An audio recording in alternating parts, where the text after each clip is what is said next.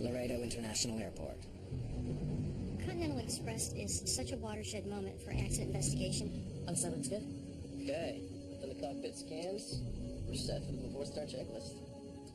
Continental Express Flight 2574. It happened extremely fast. The force was so violent, the plane was unflyable. Oh my God, look.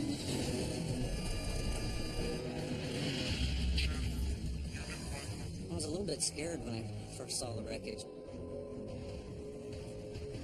I told him that I thought it was a bomb. Come on! The wreckage will tell a chilling story. If they had strictly followed those procedures, this accident should not have happened. Of good intentions, gone terribly wrong. Mayday, Mayday.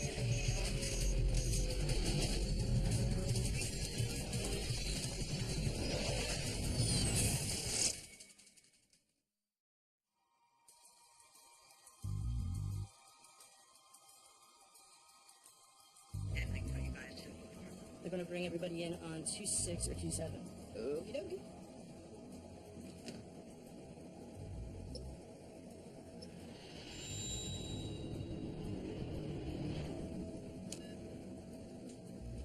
Autopilot on. Continental Express, Flight 2574, and its 11 passengers. Nears the end of its 1-hour flight from Laredo to Houston, Texas.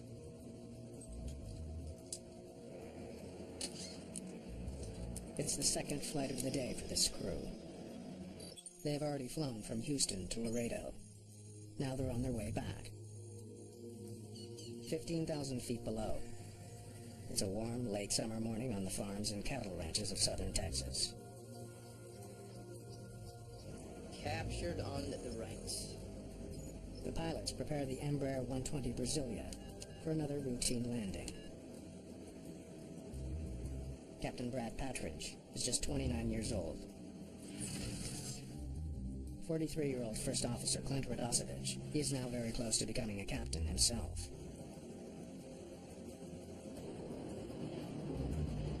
They are 110 kilometers from Houston, home for both pilots. Pushing this descent, making like the space shuttle.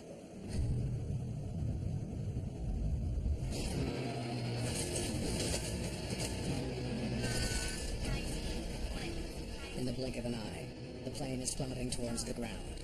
It drops 2,000 feet in just a few seconds.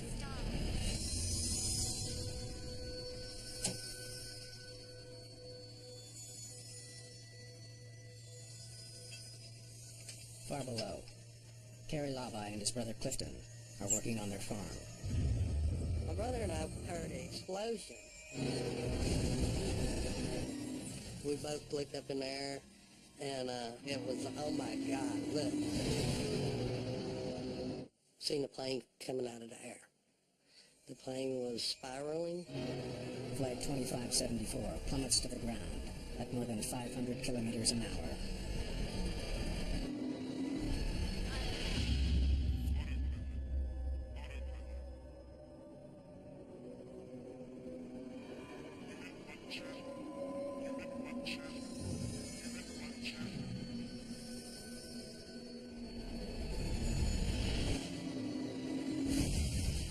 When it hit the ground, there was a massive explosion. My brother said, let's go. And I said, man, I really don't think there's anything I want to see there. When I made the 911 call, they were asking for directions, and I told them, I said, all you have to do is follow the smoke. What we see on the ground is not recognizable in any shape, form, or fashion as having been an airplane. Firefighters find the smoldering wreckage of the aircraft in the middle of a farmer's field near Eagle Lake, Texas, just 110 kilometers west of Houston.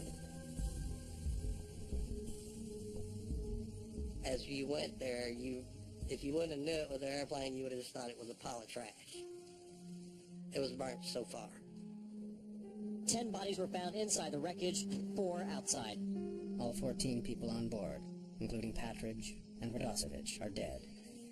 Accident investigators must now figure out why lives were lost on a popular commuter flight. Whenever one passenger dies in a scheduled flight, we launch an entire team. That's understood. We have about 12 specialties that form the GO team, and we have to be prepared to launch on 3 to 4 hours notice. Jim Ritter is an engineer who specializes in airplane mechanics. One of the key things that we do in every accident investigation is we try to figure out why did the airplane behave the way it did. Was it normal performance, or was there a malfunction that can explain what caused the accident?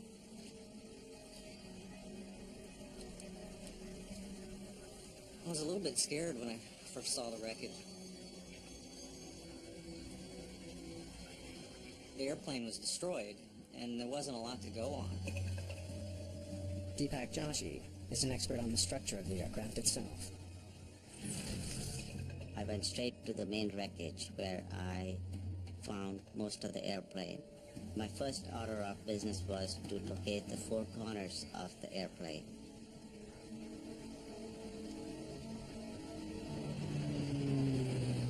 The small plane was a Brazilian-made twin turboprop, the Embraer 120. Its size and speed have made it popular with regional airlines in the U.S. The Continental Express fleet includes 34 of the aircraft.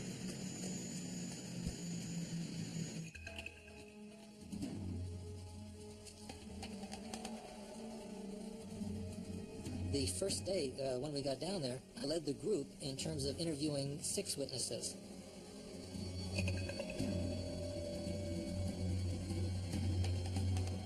And one of them reported that the airplane appeared to be in a routine descent to the airport, and as he watched it, he saw that there was an explosion. There was an explosion. I told him that I thought it was a bomb went off.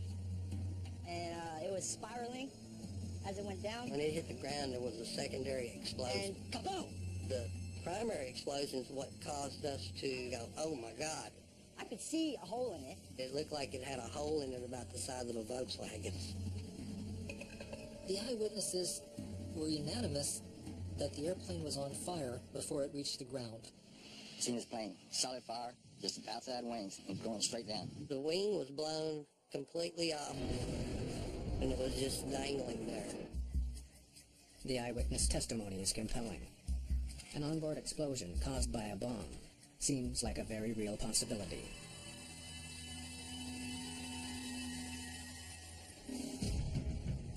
Agents from the Federal Bureau of Investigation are quickly on the scene, looking for evidence of foul play. The FAA said that they believe that there had been a mid-air explosion and it went off the screen very rapidly.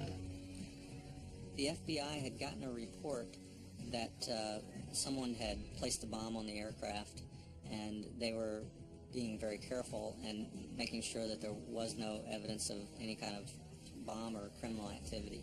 The NTSB has heard reports of a federally protected witness testifying in a Laredo drug trial who was reportedly booked on the Continental flight. The suspect missed the flight after the trial ran late. What I'm telling you is our investigators have nothing on that. I don't know how much more clear I can be on that. The wreckage itself gives the investigators an immediate clue about the crash. I saw the cockpit was there, the fuselage was there. The left wing had folded under the right wing, and a portion of the vertical stabilizer was there. But the horizontal stabilizer was missing. The Embraer 120 is what's called a T-tail airplane.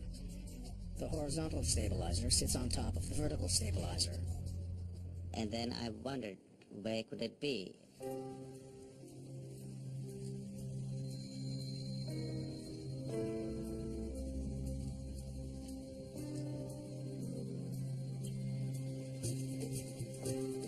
"200 meters away, well back from the main wreckage, Joshi finds the missing tail section. Can someone help me get a bearing on this? That made me believe that there is definitely an in-flight breakup of an airplane. All right. A lot of the various pieces were scattered around, so one of the key questions that we kept asking ourselves was, what happened first? What initiated this event?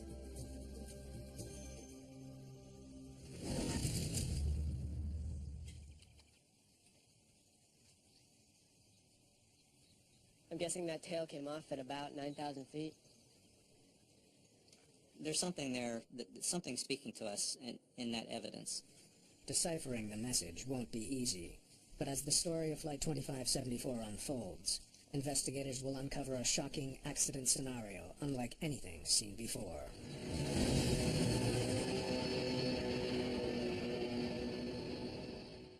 All 14 people aboard were killed, among them the pilot, Captain Brad Patridge of Kingwood. NTSB investigators recover the black boxes from the rear fuselage of Continental Express Flight 2574. The recorders are pivotal in our work. It's really what gives us a window into what happened. If we didn't have the flight data recorder, or we don't have the cockpit voice recorder, we don't have a lot of information to go on. The black boxes will be rushed to Washington for analysis. Investigators focus next on the plane's severed tail. There is a missing piece of the puzzle, and it does not reach the main wreckage. That's where the focus tends to go.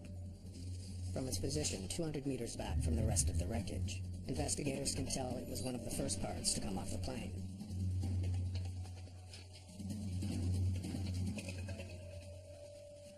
They wonder if corrosion or metal fatigue may have weakened the tail to the point of failure. When a piece of metal bends back and forth over time, it eventually snaps. Called fatigue, that failure is identified by a smooth, clean break. We started to look at the fractured surfaces of the vertical stabilizer. But the edges of the tail section aren't smooth. They're jagged. In this particular accident, we did not see any brown color rust. No corrosion, no fatigue. The fracture surfaces clearly indicate that the tail was ripped off suddenly. In Washington, NTSB technicians open the black boxes. The cockpit voice recorder is our single most important piece of evidence. It records everything that's said, all sounds in the cockpit for the last half hour before impact. You can hear cockpit sounds that can be very helpful. So you can hear what the engines are doing, you can hear a whole bunch of things. We do analysis on that. But no voice recorder comes with a guarantee. It's a complicated piece of electronics, hooked up to several microphones. After slamming into the ground at almost 500 kilometers an hour, there's a chance the recording may be damaged or lost. In Texas, the FBI field unit finishes testing remnants of the plane for any residue from explosives.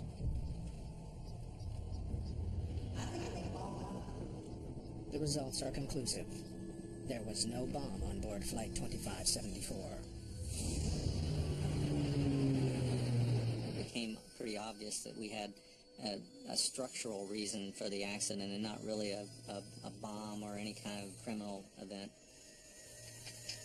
The fire and the mid-air explosion reported by witnesses were likely caused when the wing broke off, igniting the fuel inside. Investigators discovered that the tail section did not fall off in one piece. I noticed that the leading edge on the left side horizontal stabilizer was missing. This is very unusual. Maybe a small section of the leading edge would be missing, but not the whole complete 10-foot section. The leading edge on the right side is still attached to the stabilizer, but the one on the left is missing entirely. So, when did this piece break off? A key question there is, what was the first part that came off of the airplane? Because a lot of times the initiating event is going to be found in those early parts that break from the airplane in an in-flight breakup. It's now vitally important for investigators to find the missing leading edge. It's a piece of molded composite material 3 meters long. Its rounded shape allows air to pass smoothly over the stabilizer.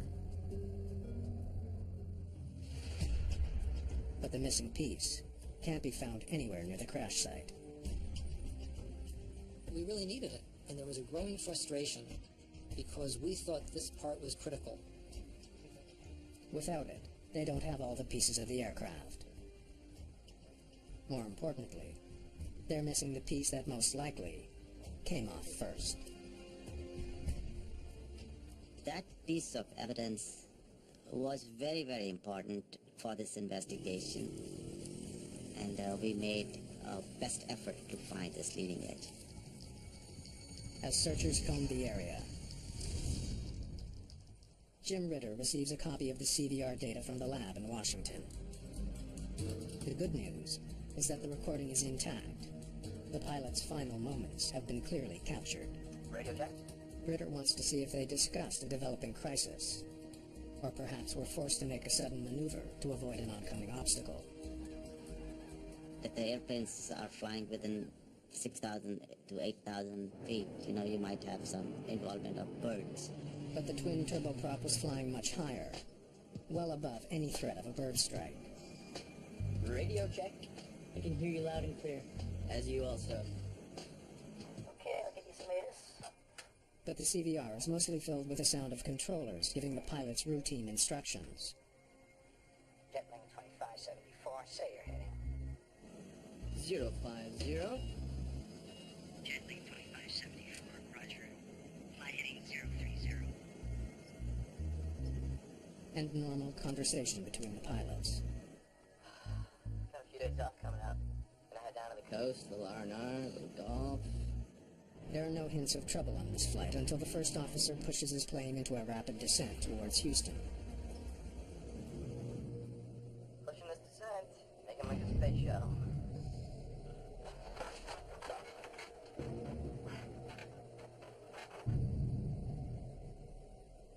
Well, the CVR showed us that the flight crew was totally professional. I mean, they were not doing anything that they shouldn't have been doing. Investigators listen for any other clues. The sounds of objects being upset in the cockpit. The engine suddenly screaming. The blare of flight warning alarms. But there's no more conversation at all. The recording tells investigators that Patridge and Radosevich had absolutely no advance warning of their plane's sudden plunge. The event happened extremely fast. I don't think there was anything that the crew could have done.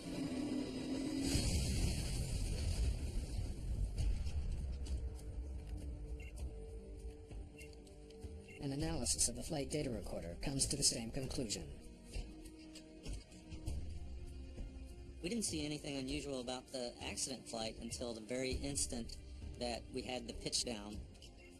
Until the plane went into a dive near top speed and broke up, there was nothing abnormal about this flight. The cause of the crash remains a mystery. Finding the one missing piece of the tail is now more important than ever.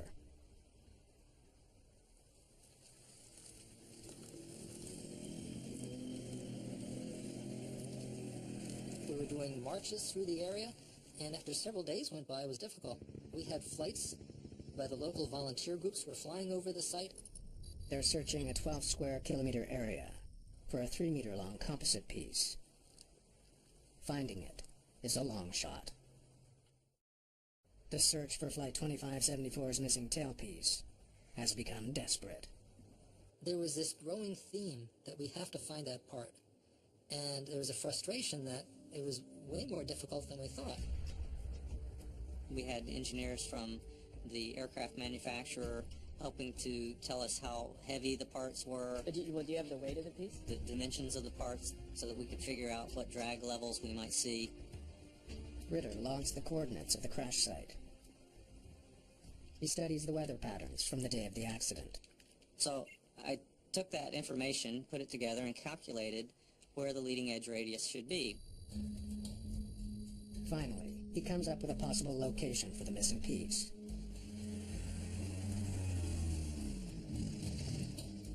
I think it's somewhere in here. Over the next couple of days, we went to that area and we laid out a grid to search for it. We searched for it on in the four-wheelers and in the helicopter. On the third day of the search, some good news. We were flying over the Texas countryside, big cattle country. Suddenly the pilot sitting next to me said, "I think I see it." The piece is in the area predicted, but it's so well camouflaged that it was nearly impossible to spot. People had walked by it hundreds of times, but it just happened to blend in with the cattle fence.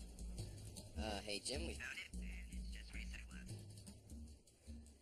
Of course it is. You just weren't looking hard enough. We had spent several days, all day long days and nights, calculating where to look, and so I was elated when we finally found the part. Now that the leading edge has been found, investigators believe they finally have all the pieces of the plane. We were really excited because it's important. You want to do your best to understand what happened in an accident. And if you didn't have the key part, there would always be questions. Right away, they noticed something unusual. The evidence indicated that the leading edge upper surface holes were absolutely clean. No elongation, no damage. But the holes that hold the piece to the bottom of the stabilizer look quite different. The lower surface holes onto the leading edge were elongated, they were cracked, as if you have pulled it through the fasteners. The missing piece was found over a kilometer southwest of the tail section. There is no question it was the first piece to fall off the plane.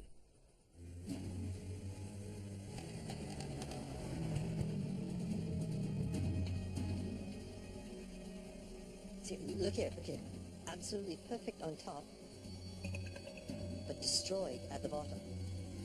The fact that the screw holes on the top of the leading edge aren't damaged presents a frightening prospect. It looked like there was no screws attached onto the top surface of the horizontal stabilizer leading edge. The discovery presents the team with two important questions. Why were the screws missing? And could losing this actually cause the plane to crash? The leading edge improves the aerodynamics of the plane, but it's not a moving part that controls direction. It's hard to see how losing it would cause the plane to plummet from the sky. At that time, I was kind of surprised that losing a composite leading edge would actually cause such a severe impact. Now that all the pieces of the plane have been found, the investigation moves to NTSB headquarters in Washington, D.C. Well, we're just trying to put all the pieces of the puzzle together and try to make sure that we understood what the motion of the airplane was after the leading edge radius broke off. The horizontal stabilizer is like an upside-down wing. It pushes the tail down while the wings lift it up. Reducing the force on the stabilizer lifts the tail and makes the flight unstable. There were still questions about maybe it would still be controllable, and so we did an engineering simulation to try to see if maybe there was a way that the airplane could still fly after it lost the leading edge. But we found that it really was not a controllable situation. After the leading edge radius broke off of the airplane, it was a negative 5G pitch over. Once the angle of attack exceeded the negative limits, it actually broke the wing apart. So it was not a survivable event.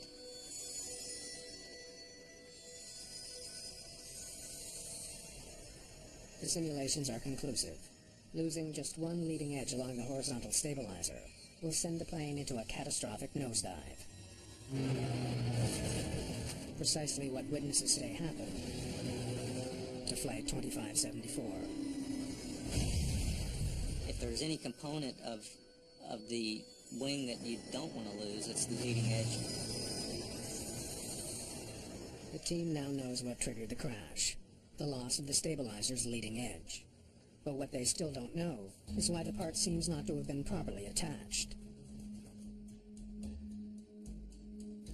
Examining the maintenance records for the aircraft, Brenner makes a disturbing find. A maintenance crew worked on the horizontal stabilizer the night before the accident. The evidence was mounting that we really needed to look in depth at the maintenance procedures done the night before and the maintenance area. Continental Express is one of the most popular carriers in the United States. The lives of thousands of passengers depend on the entire fleet of aircraft being properly maintained. Investigators urgently need to find out what went wrong in the hours leading up to the crash. NTSB investigator Malcolm Brenner travels to Houston Intercontinental Airport to talk with the maintenance crew that worked on the plane the night before it crashed. In general, we wanted to visit the facility to see what the facility looked like, and then to go through specifically what had been done the evening before. Now, many times a lot of work happens on these overnight shifts, and they have to get an airplane back out to fly the next day. Terry Von Faden teaches aviation safety. She now uses Flight 2574 as a case study. So there's a push to turn this aircraft around quickly. Sometimes you can get the work done, sometimes you can't. In preparation for winter, Continental Express had been inspecting and repairing the de-ice boots on its fleet of Embraer 120s. The de-ice boot is a rubber bladder that can be inflated by the pilots to break up ice on the wings and tail. We wanted to interview every mechanic, supervisor, and inspection person who took part in that activity. Brenner's particularly interested in 3 employees. Shift supervisor Adam Dillon, Troy Anderson, an inspector responsible for checking the work of the mechanics, and the evening shift supervisor who started the job, John LePage. Thanks for taking the time. So, what was the plan for the night? We had about 10 hours to change both boots.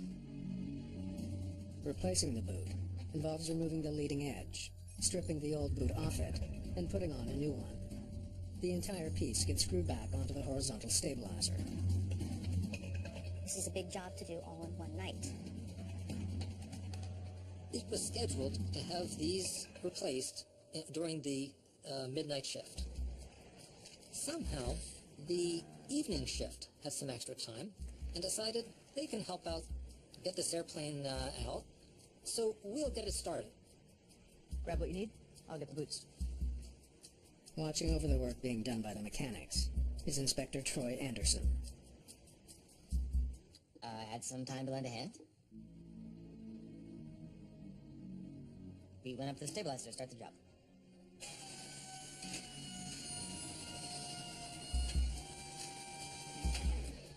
The mechanic started working on the bottom.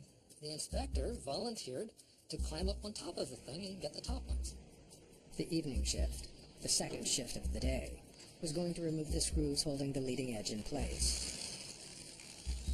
The rest of the work would be done by the midnight shift. At 10 p.m., Adam Dillon takes over as supervisor for the midnight shift. Hey, finishing a seat check, engine maintenance, and a boot swap. Both sides. Yep. Shift change is such a crucial time because we're taking work that's halfway done, and we have to be very, very specific about what's been done and what the other people are taking over. When I came onto my shift, I asked how far they got on the de-ice boots. The mechanics find that many of the screws are stripped. Getting them out takes longer than expected. I found out they were still trying to remove the leading edge on the right side. And it was looking like they weren't going to get both sides done. Then, a crucial decision is made. You started on the left side yet? No. The crew that started work on the de-ice boots went home at 10:30. There's no way we were going to get both sides done, so I decided to just do the right side that night. Investigators learned that the supervisor of the midnight shift decided there wasn't enough time to do both sides. Guys, forget the left side for tonight.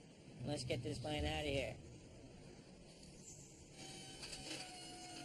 So the guys just spent most of their shift replacing the right side boot.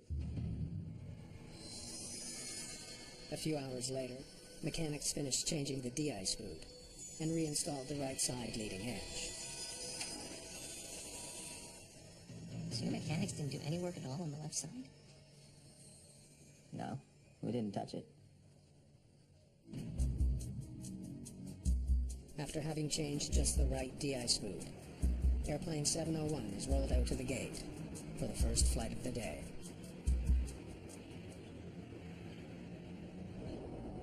Three hours later, the left leading edge rips off the tail, causing the aircraft to plummet almost 12,000 feet to the ground.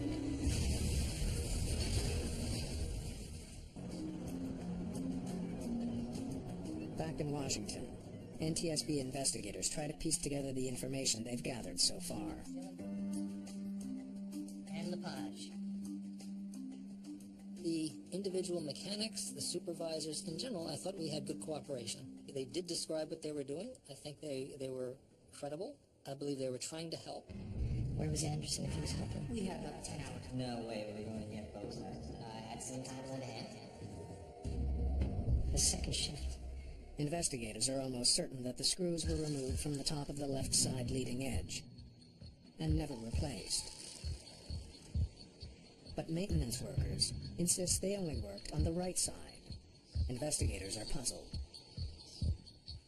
So the second shift started the job. These guys, they started on the right side. Their inspector, he helped them. It's always dangerous when you change from one shift to another shift, and that's why there are very strict procedures about that. They were bypassing them. The inspector jumped in to get this airplane moving. That was all disturbing. Did he ever say what he did up there? Yeah, that's great. Let me see that. Help the mechanics remove the de-ice boots. What does that mean?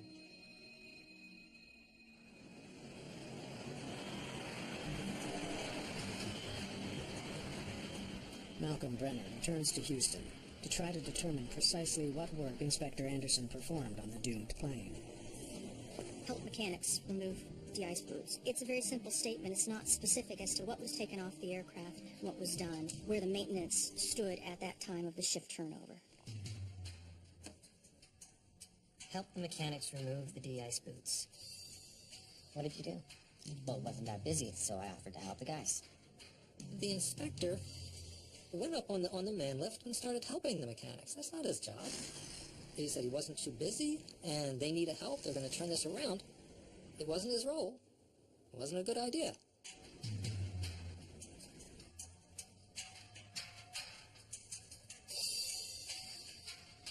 So what side did you work on, Troy? Just the right? Both. Look, when I left, the plan was to do both sides.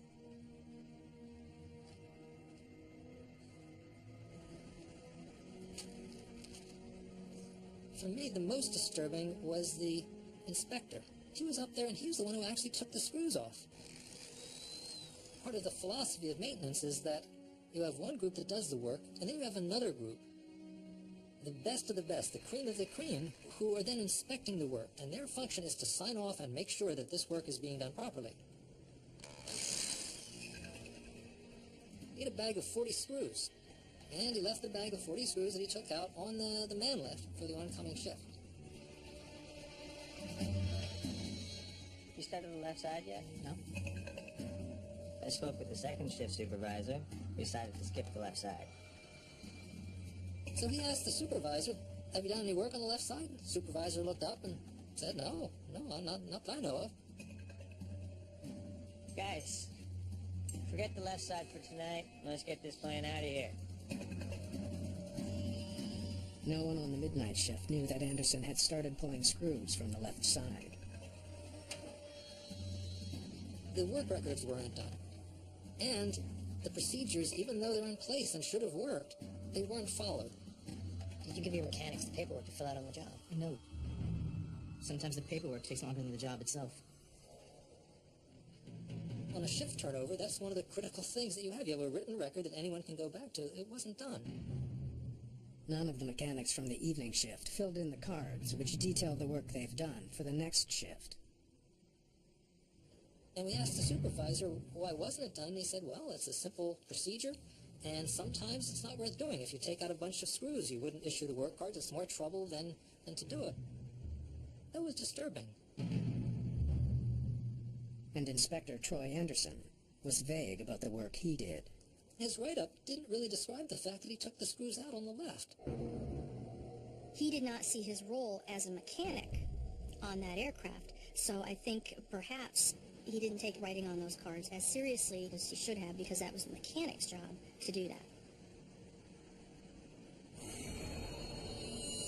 A failure in routine maintenance caused the crash of Flight 2574, but there is still one lingering question.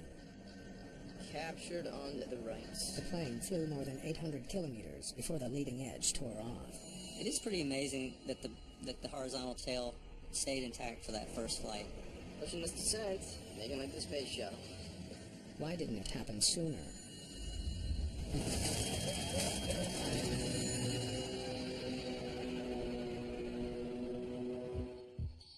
Investigators pore over the recorded data from both flights. They compare flight parameters like speed, heading, altitude, in search of anything that might provide an answer. It was a question of, how much the forces would have changed. They zero in on the plane's airspeed during descent. Just before its fatal dive, Flight 2574 hit a speed of 260 knots. Though safe under normal conditions, that's close to top speed, and 44 knots faster than the previous descent. They conduct a study to confirm suspicions that those 44 extra knots were enough to trigger disaster. The leading edge stays on at 216 knots, the plane's maximum speed during the first flight. The aerodynamic forces never quite rose to the level that they did on the accident flight. But an increase of 44 knots drastically increases the amount of drag on the leading edge. Once the plane got up near its maximum speed, it had this failure waiting to happen. The tragic significance of First Officer Radosevich's last words is now clear to investigators. Pushing this descent, making like the space shuttle. His high-speed descent sealed the fate of Flight 2574. The airplane broke apart at the highest speed that it reached since the maintenance was done the night before. The aerodynamic forces were very high, and so eventually they were enough to bend the leading edge radius downward because it wasn't attached anymore on the top of the horizontal tail, and they bent it downward to the point where finally the oncoming air was powerful enough to break it off. At 260 knots, the leading edge rips off. When that part failed, the plane was unflyable. High speed, high speed. I mean, the force was so violent. On the cockpit voice recording, the pilots don't say anything after it happens. They were probably incapacitated. It's that violent. The massive negative G-force would have instantly sent blood rushing to the brains of the passengers and crew, rendering them unconscious.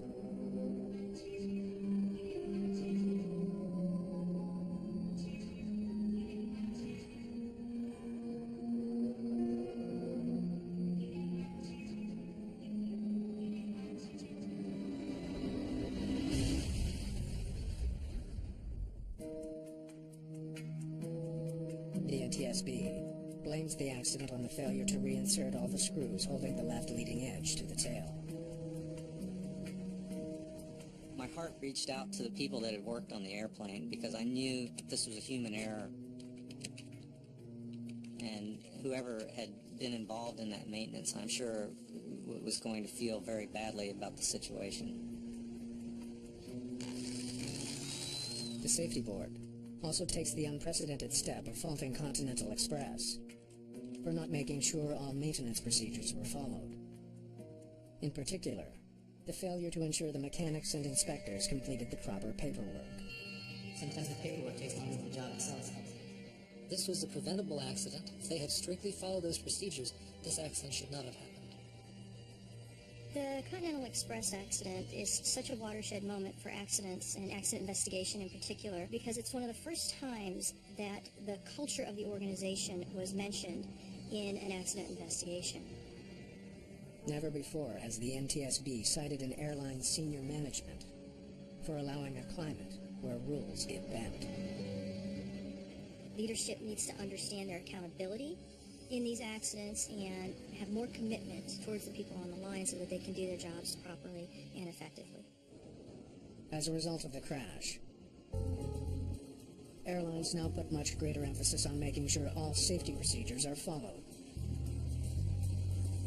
They use computerized systems to more precisely track mechanics' work. But better technology is only part of the solution. One of the things we try and get people on the front line to do is talk. We try and encourage them to speak up. But there are no stupid questions. Every question is important. This is a case where small deviations by many people, where cutting corners in small ways that appear small to each person can accumulate to cause this horrible accident, horrible and preventable accident.